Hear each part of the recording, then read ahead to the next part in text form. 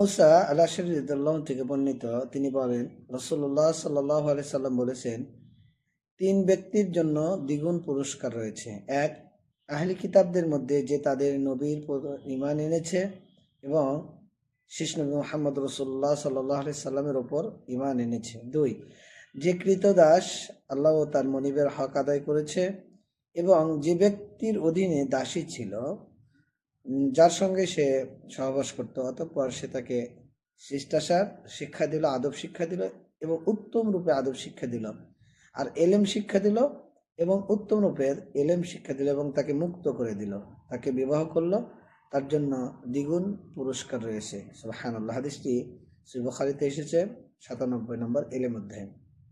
অতএব যারা বর্তমানে ইহুদি এবং খ্রিস্টান, তারা যদি নবীর প্রতি ঈমান আনে, তাহলে অবশ্যই তাদের জন্য দুইটা নেকি।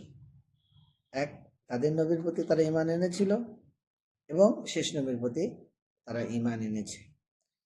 এরপরে দ্বিতীয় নাম্বার, যে কৃতদাস আল্লাহ এবং তার মনিবের হক আদায় করে, আল্লাহরও হক আদায় করে, মনিবেরও হক আদায় করে। আর যার বাড়িতে দাসী, এখন তো আমাদের দাসের যুগ নেই, যদি তাকে আদব শিক্ষা দেয়, উত্তম শিক্ষা দেয়, আখলাক শিক্ষা দেয় এবং তাকে মুক্ত করে দেয় এবং তাকে বিবাহ করে, তাহলে তার জন্য দুইটি নেকি।